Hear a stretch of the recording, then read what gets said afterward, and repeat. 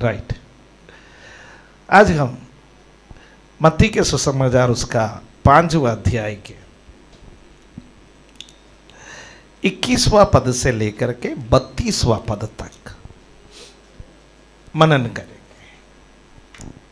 Matthew chapter 5 versus 21 to 32 सब पढ़ने नहीं जा रहे हैं, जो जरूरत है उसको हम पढ़ेंगे। यहां पर प्रभु यीशु मसीह 3 विषयों पर बातचीत कर रहा है। वो 3 विषय आज हमारा मुद्दा है। ये एक डिटेल्ड स्टडी नहीं है। किसी भी विषय के बारे में इतवार के दिन आधा घंटे का भाषण में बहुत गहराई का अध्ययन संभव नहीं है, पर इसके बारे में हम थोड़ा थोड़ा चर्चा करेंगे। ये 3 मुद्दे हैं। पहला मुद्दा है हत्या, दूसरा मुद्दा है व्यभिचार, तीसरा मुद्दा है विवाह विच्छेद या तलाक। मर्डर या हत्या उसका पहला विषय है। 10 आज्ञा में छठा आज्ञा है तू खून नहीं करना, हत्या नहीं करना। वो 10 आज्ञा में छठा आज्ञा है। 10 आज्ञा में 7वां आज्ञा है तू व्यभिचार ना करना। तो 10 आज्ञा के ये दोनों आज्ञाओं को प्रभु यीशु मसीह यहां पर व्याख्या कर रहा है। 10 आज्ञाओं का व्याख्या, उसमें से जो हमें सीखना है उसमें से 2-3 पॉइंट हम सीखेंगे कि आज परमेश्वर हमसे क्या बात करना चाहता है। हम उसका 21वां आयत को देखेंगे। यहां पर तुम सुन चुके हो कि पूर्व काल के लोगों से कहा गया था कि हत्या ना करना, और जो कोई हत्या करेगा वो कचहरी में दंड के योग्य होगा। 22वां पद में, परंतु मैं तुमसे ये कहता हूं कि जो कोई अपने भाई पर क्रोध करेगा जो कचहरी में दंड के योग्य होगा, और जो कोई अपने भाई को निकम्मा कहेगा वो महासभा में दंड के योग्य होगा। 23वां पद, इसलिए यदि तू अपनी भेंट वेदी पर लाए और वहां तू स्मरण करे कि मेरे भाई के मन में मेरी ओर से कुछ विरोध है, 24वां पद, तो अपनी भेंट वहीं वेदी के सामने छोड़ दे और जाकर पहले अपने भाई से मेल मिलाप कर और तब आकर अपनी भेंट चढ़ा। हम सबके लिए परिचित है ये वचन। 21 में प्रभु कैसे आरंभ करता है? प्रभु इस प्रकार आरंभ कर रहा कि 21वां पद में, तुम इस बात को सुन चुके हो। तुम सुन चुके हो। यीशु मसीह जब बात करते हैं उस जमाने के बारे में सोचे। उस जमाने में बाइबल सबके घर में नहीं थे।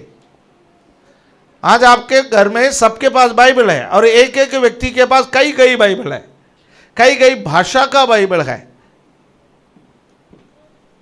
पर यीशु मसीह जब बात करते गए उस वक्त सबके घर में बाइबल नहीं थे। बाइबल इन द सेंस पुराना नियम के पुस्तकें।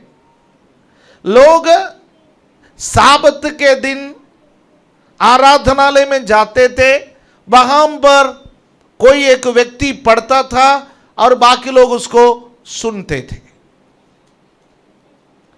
और जो परमेश्वर की आज्ञा है वो मौखिक रूप में लोगों के पास उपलब्ध थे। और घर के जो पुरानिय हैं, घर के जो माता पिता है, उनसे ये उम्मीद करते थे कि वो परमेश्वर का वचन मौखिक रूप से अपने बच्चों को सिखाए। आज ये कमी हमारे जीवन में खल रही है। आज हम मौखिक रूप से अपने बच्चों को सिखाने में समय नहीं निकाल पाते। यदि हम में से कोई सिखाने वाला भी है तो भी हमारे बच्चों के पास सीखने का समय भी नहीं है। हर हाथ को काम मिल चुका है, सब अपने अपने कोने में बैठे हुए हैं, रील्स देख रहे हैं, सोशल मीडिया में एक्टिव है। तो हमारे पास समय नहीं है मौखिक रूप से कुछ करने का। इनफैक्ट हम पारिवारिक जीवन में बातें करना भी कम कर दिया है। कोई किसी का बातें सुनना नहीं चाहते। यदि कोई बात करने के लिए आता है तो भी हम कहने पर मजबूर है कि मुझे डिस्टर्ब मत करो, मेरा दिमाग खराब मत करो।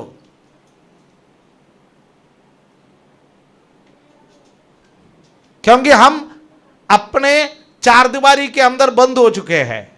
मौखिक प्रथा खत्म होने से हमारे जीवन में टेंशन बढ़ गया है। मेरा एक सलाह है आपसे, आपके परिवार में पर्याप्त मात्रा में आपस में बातें नहीं करते हैं तो आपस में पर्याप्त मात्रा में बातें कीजिए। जब सब लोग एक साथ बैठे हैं तो किसी को फोन उठाने मत दीजिए, खासतौर से बच्चों को। सब लोग पति पत्नी माता पिता बच्चे सब लोग घर के बुजुर्ग सब आपस में एक दिन में एक ऐसा समय निकाले जहां पर हम लोग आपस में बैठ करके बातें करें, चर्चा करें, दिन भर क्या घटनाएं हुए हैं उसके लिए। आपका बच्चा सही मार्ग पर चलना है तो माता पिता के पास बच्चों से सुनने वाले एक कान होना चाहिए। बच्चे चाहे जो भी बातें कहे आप सुनिए, कोई मतलब का बात कहे ना मतलब का बातें कहे उसको सुनिए। आपका बच्चे को एहसास दिलाइए आप उसके बातों को सुनने के लिए हमेशा तैयार है। ठीक है, ये बीच में आया है। तो पुराना नियम के जो आज्ञाएं मौखिक रूप से उनके बीच में प्रचलित थे, इसलिए प्रभु ने उनसे कहा तुम सुन चुके हो कि पूर्व काल के लोगों से कहा गया था कि हत्या नहीं करना। हत्या नहीं करना यह 10 आज्ञा का एक आज्ञा है। जैसा मैंने कहा छठा आज्ञा वो है हत्या ना करना। हत्या करेगा तो क्या होगा? मूसा ने वहां पर लिखे रखा है हत्या करने वाला कचहरी में दंड के योग्य होगा। हत्या के बाद है मूसा के व्यवस्था में कई प्रावधान हैं, पर प्रभु यीशु मसीह दंड पर ज्यादा ध्यान नहीं दे रहे।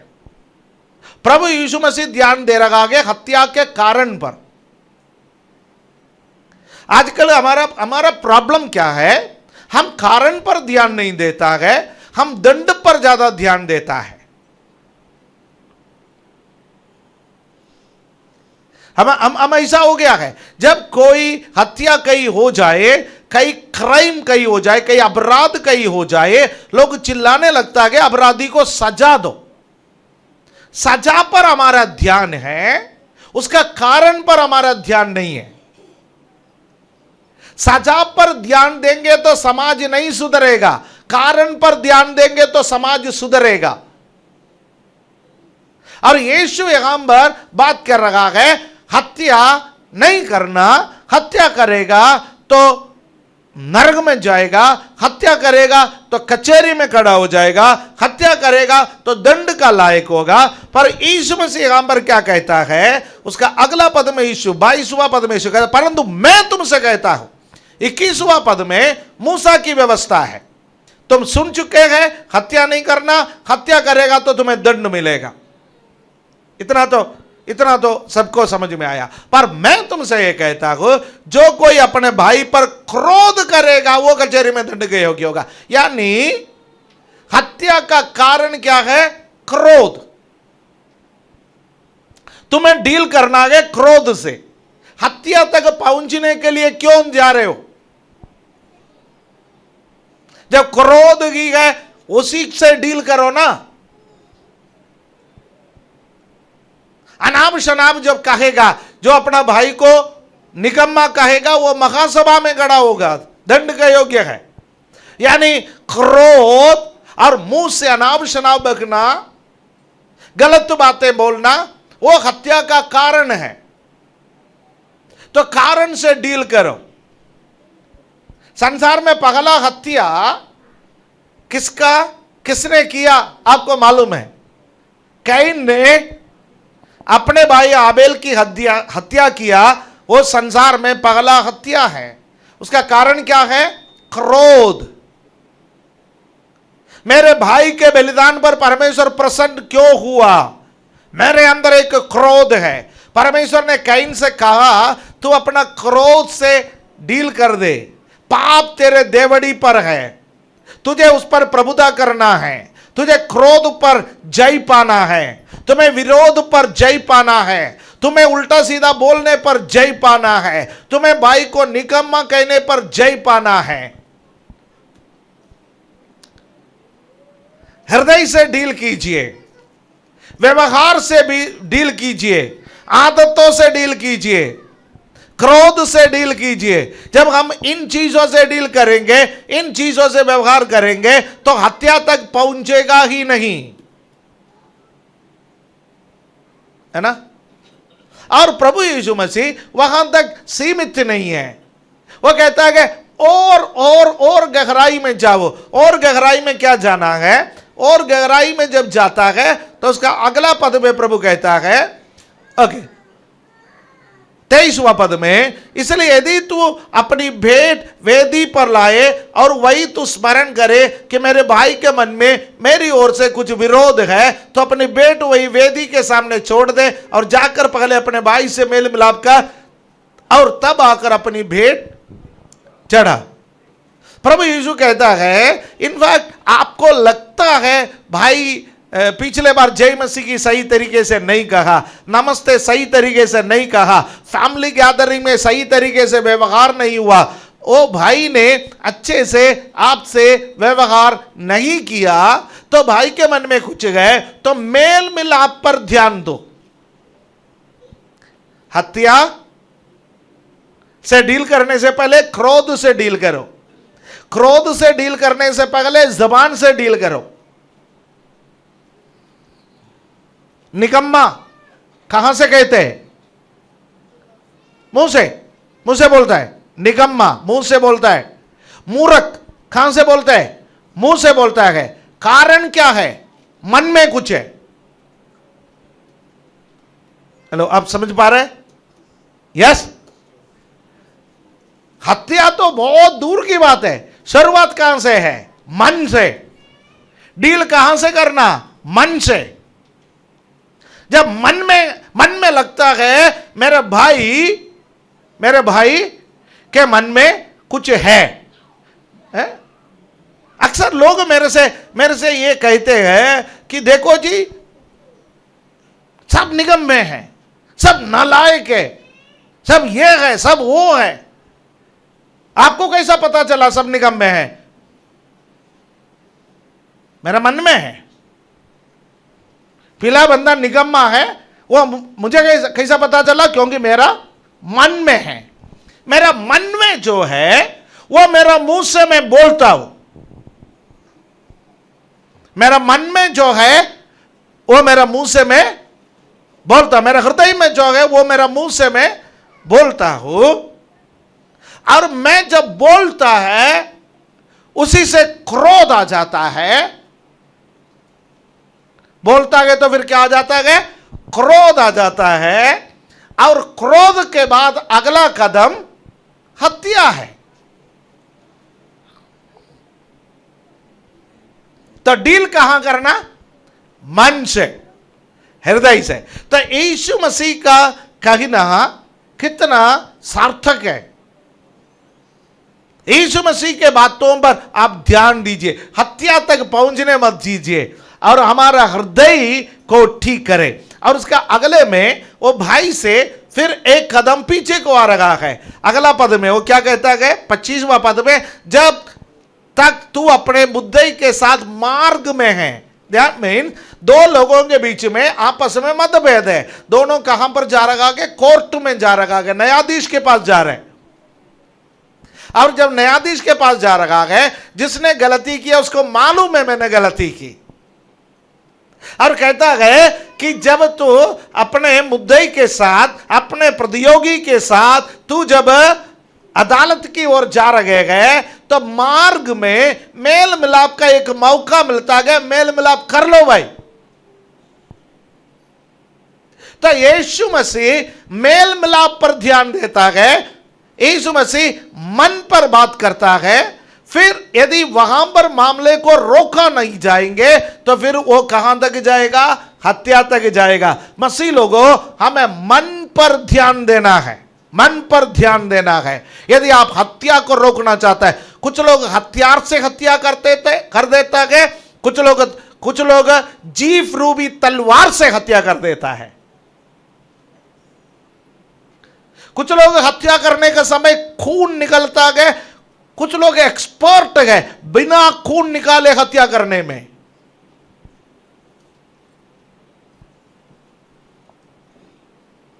आप किस चीज में एक्सपर्ट है?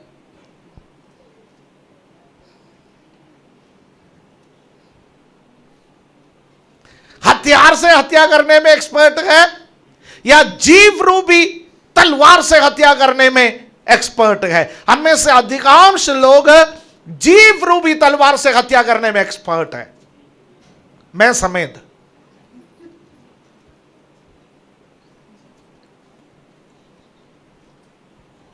हमें से कई होगा जीव तो कैंची के समान चलते हैं, हमें से कईयों तो गले के चारों तरफ जीप है, एक नहीं अनेक है। कौन सी समय पर कौन सी निकालना के हम अच्छी तरह से जानते हैं। प्लीज आज हम मूल कारण को ढूंढें, झगड़े का मूल कारण को ढूंढें, क्रोध का मूल कारण को ढूंढें, हत्या का मूल कारण को ढूंढें, भाई को निकम्मा कहने का, दूसरों को अनाप शनाप कहने का मूल कारण को ढूंढें। मेरा हृदय में है प्रॉब्लम, और प्रभु कहता है अपना हृदय को जांचो। राइट, मैं यहां पर ठहरेंगे तो बाकी दो और चीजें पड़ा हुआ है। थोड़ा आगे बढ़े, अगला टॉपिक में जाए। अगला टॉपिक है, अगला टॉपिक क्या है? व्यभिचार। पहला टॉपिक हत्या, अगला टॉपिक व्यभिचार। और व्यभिचार भी प्रभु यीशु मसीह कहता है मन से है, उसका संबंध उसका है। ओके, हम उस बात को पढ़ेंगे 27 में। तुम सुन चुके हो कि कहा गया था व्यभिचार ना करना, परंतु मैं तुमसे कहता हूं कि जो कोई किसी स्त्री पर या किसी पुरुष पर कुदृष्टि डाले वो अपने मन में उससे व्यभिचार कर चुका। बाइबल लिखने के समय पर पुरुष ज्यादा खराब था।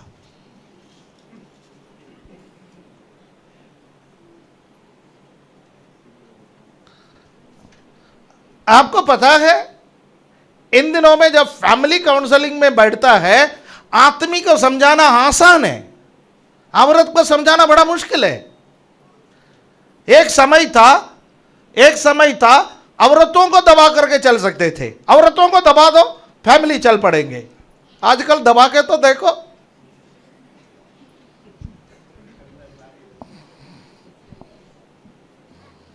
तब मेरी पत्नी की तरफ क्यों देख रहे हैं?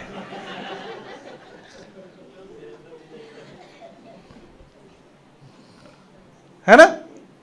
एक जमाना था हम बेटियों को डांटते थे, बहुओं को डांटते थे, डांट करके उनको समझाते थे। आज डांट क्या, पैर पकड़ के भी नहीं समझा सकते।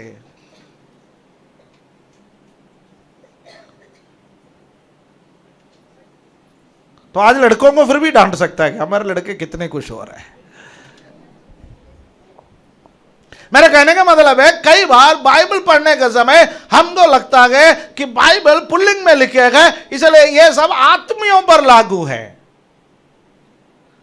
पर जहां आत्मियों पर लिखा गया है वो औरतों पर भी लागू है। यानी व्यभिचार की बात केवल आत्मियों से संबंधित नहीं थे, व्यभिचार की बात औरतों से भी संबंधित बातें हैं। इसलिए चाहे कोई पुरुष या स्त्री एक दूसरे पर कुदृष्टि डाले, कुदृष्टि, अपने मन में व्यभिचार कर चुके हैं। शरीर में व्यभिचार करने से पहले आदमी या औरत मन में व्यभिचार करते हैं। ऐसा कहते तो हम इधर बैठने वाले कितने लोग दूध के धुले हुए हैं।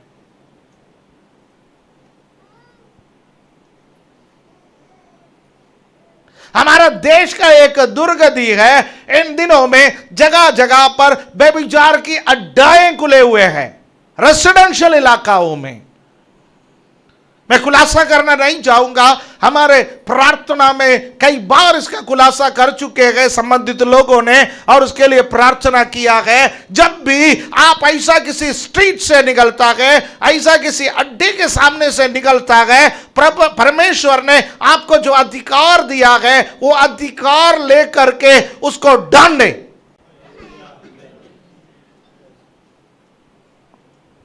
वयस्क लोग जानते हैं कि किसी भी महानगर में कुछ ऐसे स्ट्रीट्स होते हैं जो कुप्रसिद्ध होते हैं, चाहे मुंबई हो, चाहे दिल्ली हो, चाहे कोलकाता हो, चाहे हमारे देश का किसी भी स्ट्रीट हो, किसी भी नगर हो, वहां कुछ कुप्रसिद्ध या बदनाम गलियां होते हैं। पर आज मॉडर्न जमाने में व्यभिचार के बात में आ जाए, हर गली बदनाम हो चुके हैं। आप में से अधिकांश लोग मेरे साथ इस बात पर सहमत होंगे। जिन बच्चों को पढ़ने के लिए स्कूल में भेजा जाता है, कॉलेज में भेजा जाता है, जिन बच्चों को ऑफिस में भेजा जाता है, वो बैग लेकर के वो टू व्हीलर में, फोर व्हीलर में लड़के लड़कियां एक साथ घूमते गए, एक साथ समय बिताता है। आज व्यभिचार मित्रता तक के स्तर पर गिर चुका है। इसी जमाने में हमारे बच्चे जीवन बिता रहा है। हमें चिंतित होने की जरूरत है। महाप्रभु यीशु मसीह का यह कथन मन में याद रखिए और अपने बच्चों को इसको सिखाइए कि हमारा एक रिश्ता परमेश्वर ने जो बनाया है, हमारा एक रिश्ता परमेश्वर ने जो बनाया है वो है कि बाइबल जब पढ़ते हैं, तिमोथी को जब पौलुस पत्री लिखते हैं, उसमें कहते हैं कि पुरुषों को कहते हैं यदि कोई स्त्री उम्र में बड़ी है, उसको माता के समान, बड़ी बहन के समान उससे व्यवहार करे। यदि उम्र में छोटी है, उसको छोटी बहन के समान व्यवहार करे। हमारे लिए जो बाइबल में जो रिश्ता दिया गया है वो रिश्ता भाई और बहन का रिश्ता है। भाई और बहन का रिश्ता है। आपको पता है मीडिया में जो एयरप्लेन क्रैश होने से पहले एक बात की चर्चा सबसे ज्यादा पिछले सप्ताह में, उससे पहले सप्ताह में चल रही थी, वो कौन सी चर्चा थी?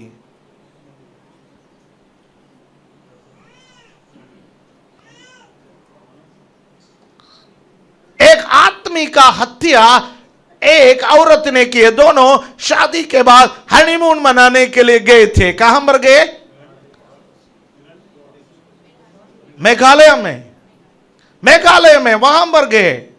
वहां पर उस पुलिस के तहकीकात के मुताबिक उस लेडी ने अपने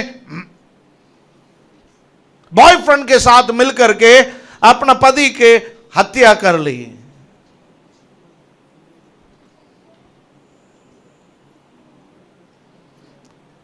हम रिश्तों का खून करने में लगे हुए हैं। हम रिश्तों का खून करने में लगे हुए हैं। आजकल बहन लोग धमकी देने लगे हैं। ड्रम घर पर ड्रम रखा है। हाँ,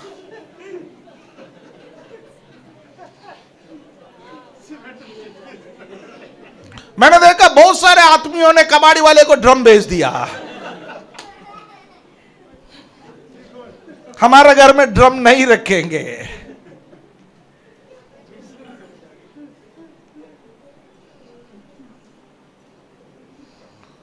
हेलो, अब कौन सी जमाने में जी रहे हैं हमें नहीं मालूम। पारिवारिक रिश्तों का महत्व खत्म हो चुके हैं। भाई बहनों का रिश्ते का महत्व खत्म हो चुके हैं।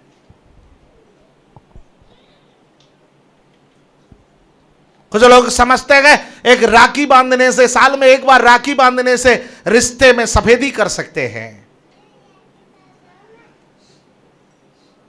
सफेदी करा हुआ रिश्तों को लेकर के चलने वाले एक जमाना है। यीशु मसीह के पास आए हुए लोगों, हमारा दूसरों के साथ रिश्ता कैसा है? जितने महिलाएं बैठी हैं, मैं आपसे यह पूछना चाहता हूं, अन्य पुरुषों के साथ आपका क्या रिश्ता है? आपका आदमी को छोड़ करके बाकी सबको भाई कहने का हिम्मत है? कहने का नहीं, मन में सोचने का भी हिम्मत हो। पुरुषों से मैं ये पूछना चाहता हूं, अपनी औरत को छोड़ करके बाकी सबको बहन कहने का, बहन के रूप में देखने का हिम्मत आपके अंदर है? क्या परमेश्वर के सामने कह सकते हैं, हां मेरी पत्नी को छोड़ करके बाकी सबको मैं बहन के ही रूप में देखता हूं? जब शैतान दूसरा प्रकार का चिंताएं मन में लेकर के आता है, दूसरे प्रकार के विचार मन में लेकर के आता है, उसको वही खत्म करना है। एक छोटा सा कीड़ा जब रेंगने लगता है, उसको वही कुचल दो। ये पारिवारिक जीवन के लिए बहुत जरूरी है और हमारे जवान बच्चों के लिए बहुत जरूरी है। आप अपने जीवन को पवित्रताई में बना करके रखें, रिश्तों की अहमियत समझें। व्यभिचार परमेश्वर के बाइबल का हिस्सा नहीं है। परमेश्वर व्यभिचार के विरोध में। हालेलुया। और व्यभिचार का मुख्य है मोह, मोह, लालसा, लस्ट,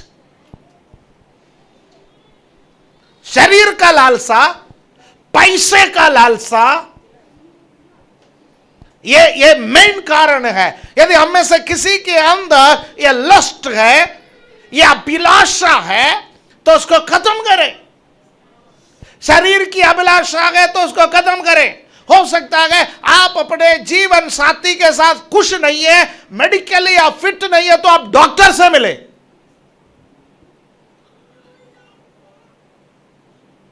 फैमिली के बारे में काउंसलिंग करने वाले लोग हैं, उनसे मिले। समझदार लोगों से शेयर करें। इससे ज्यादा एक पास्टर क्या प्रचार कर सकता है?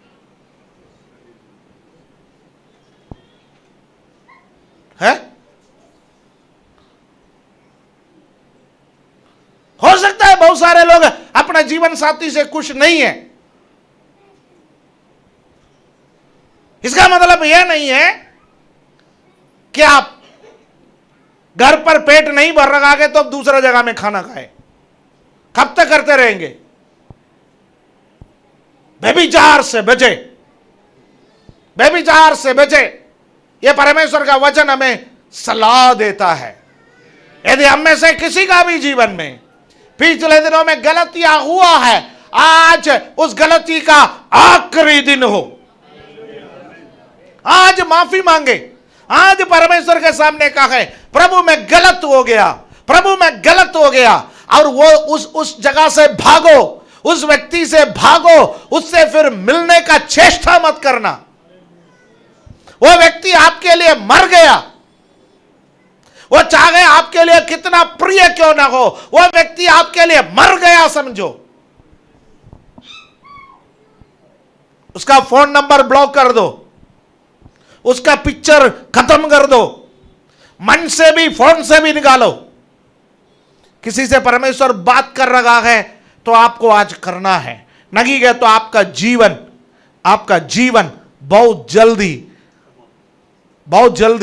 वो गड्ढे में गिरने वाला है।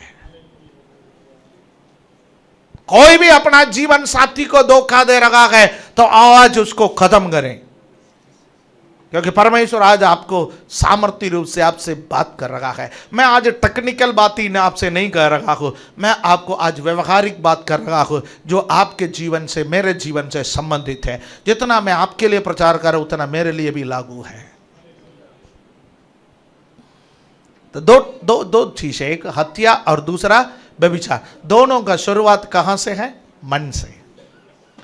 प्रभु ने कहा deal with your heart, deal with your mind. अपना हृदय से और अपना मन से आप व्यवहार कर लीजिएगा तो आप व्यभिचार से बचे रहेंगे, आप किसी से बचे रहेंगे? हत्या से बचे रहेंगे। और तीसरा उसका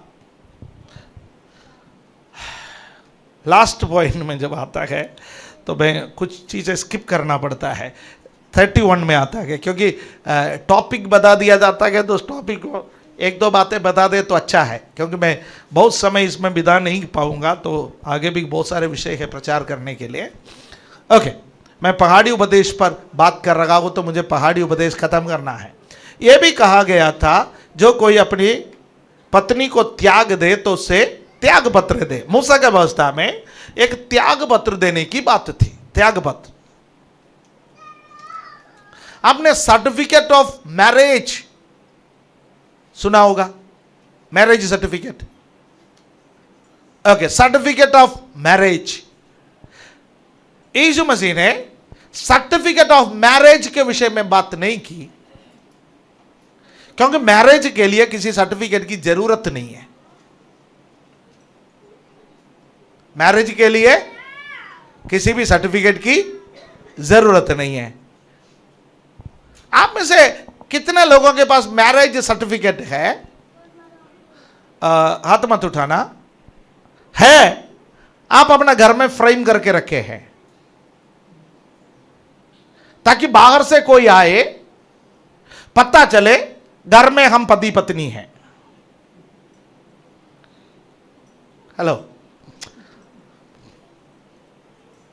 आप एक दुकान में जाइए, दुकान में एक लाइसेंस है, एमसीडी का एक लाइसेंस होगा, उस लाइसेंस का कॉपी उधर रखा है, उधर फ्रेम करके रखे हैं।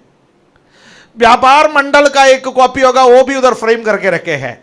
हम में से कितने लोगों के घर में मैरिज सर्टिफिकेट का कॉपी फ्रेम करके रखे हैं? कुछ लोगों को जरूरत है। आप आपस में बात नहीं कर रहे, एक छत के नीचे रह रहा है, फिर भी आपका रिश्ता ठीक नहीं है, कृपया करके अपना मैरिज का कॉपी दीवार पर पेश करके रखिए ताकि बाहर से कोई आके पता तो चले कि यू आर लीगली वेडेड। कानून के मुताबिक आप शादीशुदा है। यदि सही रूप में शादीशुदा है तो उसको सर्टिफिकेट प्रदर्शित करने का जरूरत नहीं है। व्यवहार से ही पता चलेगा ये शादीशुदा है।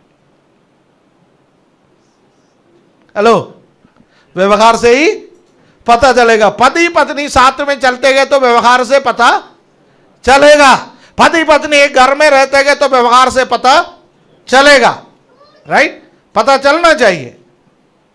ओके, पर यीशु ने कहा डिवोर्स का सर्टिफिकेट होता है। वो यीशु ने वो सर्टिफिकेट को बनाया नहीं है, वो मूसा ने बनाया। मूसा के समय पर लोगों के दिल के कठोरता के कारण तलाक होता था। आज इसने सब्जी ठीक तरह से नहीं बनाया, चल मेरे घर से निकल।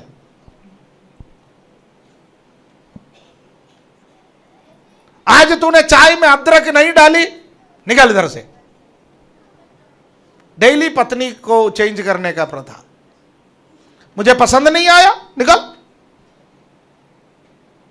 तब मूसा ने उनका हृदय के कठोरता के कारण परमेश्वर का आदेश पाकर के उनको बोला, यदि किसी भी पत्नी को डिवोर्स करना है, तलाक देना है, तो एक सर्टिफिकेट होना चाहिए। उस एक सर्टिफिकेट होगा तो पति का भी सिग्नेचर होंगे, पत्नी का भी सिग्नेचर होंगे, फिर किसका होगा? विटनेस का भी होगा, अधिकारी का भी होगा। सबको इकट्ठा करना मुश्किल है। पंचायत बैठा दो पहले। और सर्टिफिकेट इश्यू करने का एक ही तरीका है, सर्टिफिकेट इश्यू होगा व्यभिचार के कारण। यदि किसी को व्यभिचार में पकड़ी गई है तब जाकर के सर्टिफिकेट इश्यू होगा, और वो स्थापित करना बहुत मुश्किल है। वो स्थापित करना बहुत मुश्किल है। अब व्यभिचार का 2 विटनेस चाहिए।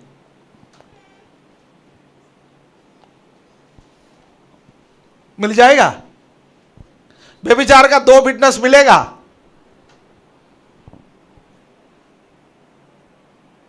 करने वाला तो मिलेंगे पर विटनेस नहीं मिलेगा। ठीक है? 2 विटनेस मैं दे सकता हूं। एक परमेश्वर को बुलाओ, दूसरा शैतान को बुलाओ। दोनों आएगा? दूसरा बंदा तो आएगा, पहला बंदा नहीं आएगा। वो बिना बुलाए ही आएगा। दे मैं करता हूं साइन। वो खुला हुआ पेन लेके घूम रहा है, कहां करने साइन? मेरा सुनिए। तो वहां पर मूसा के व्यवस्था पर वहां पर एक डिवोर्स सर्टिफिकेट इंप्लीमेंट करने का अर्थ है किसी को तलाक लेना, तो उसको प्रक्रिया को जटिल बनाया ताकि कोई तलाक ले ही ना सके। समझ में आया ना? जब प्रक्रिया को जटिल बना दो, कोई पास ही नहीं होगा उस टेस्ट पर, है? तो ये सिस्टम है। तो वहां का सिस्टम है था, पर यीशु मसीह ने विवाह विच्छेद पर पाबंदी लगा दी। इसलिए हम शादी में बोलते हैं ना, जिससे परमेश्वर ने जोड़ा मनुष्य उससे अलग ना करे। किसी ने आमीन ना कहा है? अब बोलते हैं ना, जिससे परमेश्वर ने जोड़ा मनुष्य उससे अलग ना करे। जोड़ा किसने है? परमेश्वर ने। मनुष्य का अधिकार नहीं है उससे अलग करने का। इसलिए प्रभु का वचन इसके खिलाफ बात करता है। फिर भी आधुनिक समाज में कुछ एक्सेप्शनल केस में विवाह विच्छेद होता है, लेकिन मसीहत के अंदर हम हमेशा एडवाइस करता है विवाह विच्छेद ना हो। जहां तक हो सके हम मैरिज को बचाने का कोशिश करते हैं। जहां तक हो सके हम मैरिज को बचाने का कोशिश करता है, चाहे किसी को भी झुकना पड़े। तो कोई डिवोर्स के लिए चाह रहा है तो प्रोग्राम को टाल दीजिए।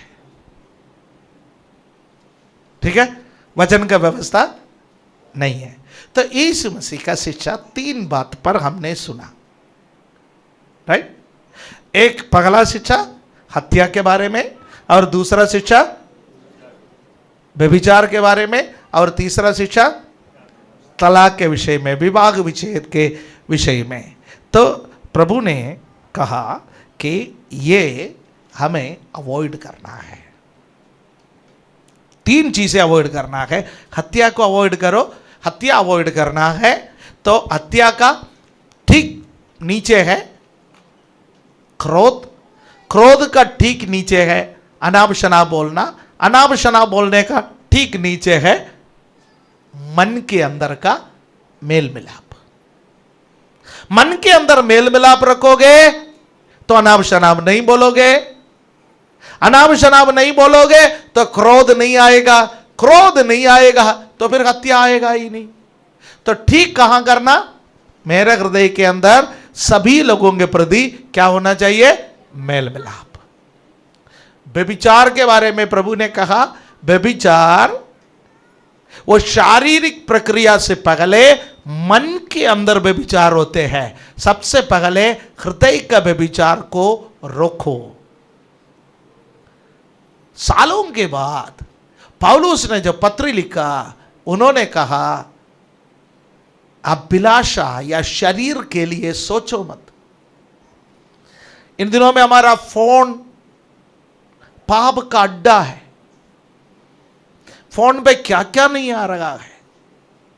रील्स देखो, एक देखो, दूसरा देखो, तीसरा देखो, 14 देखो, 5वां देखो, रात में 3 बजे तक देखो, दिन में 3 बजे तक सो जाओ। क्यों जिंदगी खराब कर रहे हैं?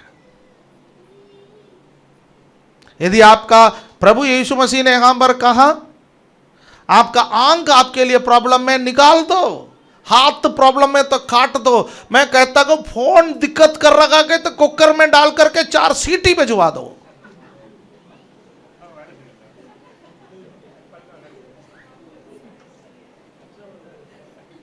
पक जाएगा।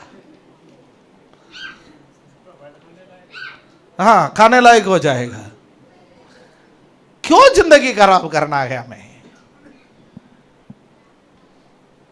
आजकल जिंदगी खराब करने वाले डब्बों को खरीद रखा गया 50,000, 60,000, 80,000, लाख, 1.5 लाख, 20,000, 30,000 में। कौन सी डब्बा के लोग साथ लेकर के चल रहा है? सुनिए, हमारा हृदय में पाप देने वाला चीजों से बच के रहिए। अभिलाषा के लिए ना सोचे। अभिलाषा हृदय में घुसने से पहले उसको जहां आप रोक सकता है वहां पर रोक दीजिए। तलाक प्रभु उसका विरोध करता है। प्रभु कब्जा भी पसंद नहीं करता है, ना पुराना नियम में पसंद करता, ना नया नियम में पसंद करता। मैं फिर से आपसे कहना चाहता हूं, यह एक डिटेल्ड स्टडी नहीं है। कभी प्रभु हमें इजाजत देंगे, आप में से किसी को डाउट है तो हम डिटेल्ड स्टडी करेंगे इन चीज़ों के बारे में, पर यह हमारा व्यवहारिक जीवन के लिए फिलहाल पालन करने के लिए है। यदि हम में से किसी का भी जीवन इन बातों से भिन्न है तो हमारा जीवन को सुधारने का जिम्मेवारी आज प्रभु ने दिया। यदि हम सुधरेंगे स्वर्ग राज्य में मिलेंगे, नहीं है तो नरक में दंड का योग्य बनेगा। और प्रभु चाहता है कि हम स्वर्ग राज्य में मिले। हम भी एक दूसरे के बारे में यही चाहता है। प्रभु हमको आशीष से हमारे आंखों को बंद करें। Thank you Jesus. सब लोग अपना जीवन को प्रभु के हाथों में समर्पण करें। Thank you Jesus. स्वर्गीय पिता, हम धन्यवाद देते हैं, हमारे जीवन आपके सामने एक खुला पुस्तक है पिता। प्रभु, हम मनुष्यों से सब कुछ छिपा सकते हैं लेकिन आपसे कुछ भी छिपा नहीं सकते। आज हमारे हृदय से आप व्यवहार कीजिए प्रभु। हमारा हृदय से निकलने वाले उन हत्या का विचार, हमारा हृदय से निकलने वाले व्यभिचार के विचार, हमारा हृदय से निकलने वाले तलाक का विचार, वो सब यीशु मसीह का सामर्थ्य नाम से खत्म हो जाए। भाई बहनों से प्यार करने में हमारी सहायता कर, व्यभिचार से बचे रहने में हमारी सहायता कर। हमारा पारिवारिक रिश्ते को इतना मजबूत कर दीजिए पिता परमेश्वर, हमें इधर उधर थकने की जरूरत ना पड़े। यदि किसी भी भाई बहन के प्रभु परिवार में उनका पारिवारिक रिश्ता कमजोर है, आज यीशु मसीह का सामर्थ्य नाम से मैं प्रार्थना करता हूं उनका पारिवारिक रिश्ता मजबूत हो जाए। प्रभु, आपके पहाड़ी उपदेश हमारे जीवन को मजबूत बनाए। धन्यवाद देता है, आदर महिमा आपको देते हैं। प्रभु यीशु मसीह का पवित्र नाम से मांगते हैं, आमीन।